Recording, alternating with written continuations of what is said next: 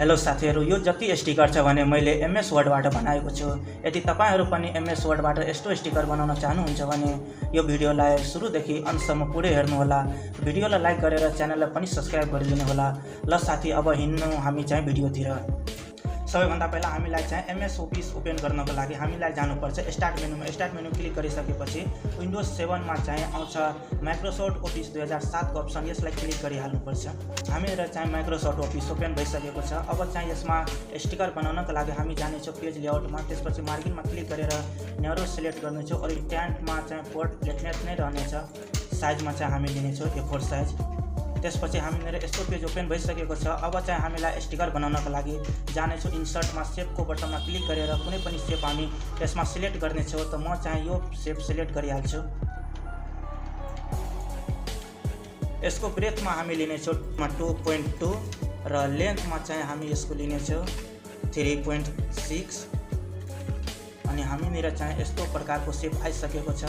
यसलाई चाहिँ कलर गर्नको लागि हामी यसमा फर्मेटमा गएर चेन्ज कलरमा जानेछौँ। यदि हाम्रो यो शेप सिलेक्ट छैन भने त हामीहरु फर्मेटको अप्सन आउँदैन। यो कुरालाई तपाईले ध्यान दिनुपर्छ कि हाम्रो सबैभन्दा शेप सिलेक्ट हुनुपर्छ। त्यसपछि चाहिँ फिल कलरमा गएर कुनै पनि कलर हामी यसमा फिल गर्न सक्छौँ। त म चाहिँ रेड लिइरहेको छु। त रेड लिएर त्यसपछि फेरि चाहिँ हामी जानेछौँ इन्सर्टमा र अर्को कुनै शेप लिइहाल्छौँ। शेप लिएर चाहिँ यो शेपलाई पनि हामी यहाँ सिलेक्ट गरिदिन्छौँ र अब चाहिँ फेरि हामी फर्मेटकै अप्सनमा गएर यहाँ चाहिँ चेन्ज शेपमा क्लिक गरेर कुनै पनि शेप एउटा लिइहाल्छौँ। त म चाहिँ तत्काल यही शेप लिइहाल्छु। अब यस्तो अप्सन आइसकेको छ भने त सबैभन्दा पहिला यसलाई म राम्ररी मिलाइहाल्छु।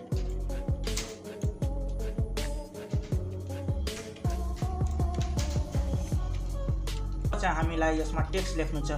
टेक्स्ट लेख्नको लागि सबैभन्दा पहिला माउसको राइट बटन क्लिक गरेर यहाँ चाहिँ एड टेक्स्ट अप्सन आउँछ। एड टेक्स्टमा क्लिक गरेर हामीरोनिर जुन स्टिकरमा जुन कुरा छ त्यो सबै हामी यसमा एड गर्नेछौँ। फर्स्टमा हामी सबैभन्दा पहिला नेम लिइहाल्छौँ। अब म चाहिँ स्टिकरमा जति कुरा थप्नु थियो भने सबै कुरा थपिहालेँ। अब यसलाई चाहिँ कपी गर्नको लागि सबैभन्दा पहिला शिफ्ट बटनलाई प्रेस गर्नुपर्छ। त्यसपछि बाहिरको शेप र भित्रको शेपलाई सिलेक्ट गर्नुपर्छ। अब फेरि चाहिँ प्रेस बटनलाई छोडेर कन्ट्रोललाई प्रेस गरेर शिफ्टलाई फेरि थिच्नुपर्छ। अब यस्तो प्लस वाला चिन्ह आउँछ भने हामी चाहिँ माउसको लेफ्ट बटन क्लिक गरेर यसरी उठाएर चाहिँ हामी अर्को ठाउँमा लग्नेछौँ। चाहिँ पहिलोवाला स्टिकरलाई फेरि चाहिँ सिलेक्ट गर्नुपर्छ, बाहिरको र भित्रको शेप दुईटैलाई। अनि चाहिँ हामी दुईटै शेपलाई एकैचोटि कपी भइसकेको छ। अब दुईटै शेपलाई चाहिँ हामी एकैचोटि तल चाहिँ ड्र्याग अप गरेर पेस्ट गर्न सक्नेछौँ। त म चाहिँ यसरी सिलेक्ट गरेर तल गर्छु भने यो पेस्ट भइहाल्छ। फेरि चाहिँ योभन्दा अझै चाहिँ तल लिनु छ भने फेरि चाहिँ यही शेपलाई सिलेक्ट गरेर तल यसरी दिनुहुन्छ भने यो पुरै तरहले। अब लास्ट काम हामीलाई के गर्नु छ भने यो सबै जुन स्टिकर छ भने सबैको शेप र कलर पनि चेन्ज गर्नु छ।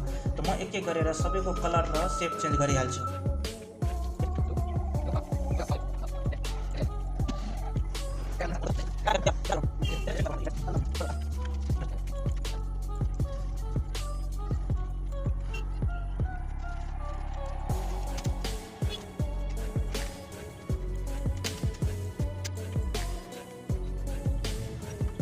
अब हामीले चाहिँ सबै स्टिकरको चाहिँ कलर र शेप चेन्ज गरिसकेको छ। अब लास्ट काम हाम्रो यही छ कि यो स्टिकरमा चाहिँ कुनै यस्तो इमेज लगाउनु छ। इमेज लगाउनको लागि यदि तपाईँको पीसीमा कुनै इमेज छ भने यहाँ फोटोमा गएर पिक्चरमा क्लिक गर्नु, त्यस्तो इमेज छ भने लगाइहाल्नु। म चाहिँ अहिले क्लिप आर्टमा गएर एउटा इमेज लगाउने छु।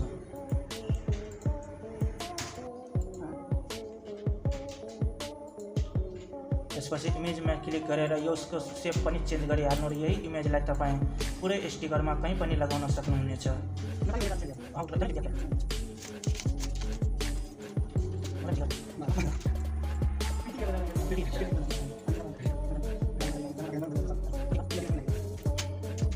अब हाम्रो स्टिकर पुरै तरहले यसरी बनिसकेको छ। यदि यस्तो स्टिकर तपाईँ बनाउन चाहनुहुन्छ भने यो भिडियोलाई एकचोटि फेरि रिपिटले हेरिहाल्नु र पीसीमा प्र्याक्टिस गर्नु होला। ल यो भिडियोबाट बिदा लिनेछु। फेरि भेटौँला अर्को भिडियोमा। धन्यवाद।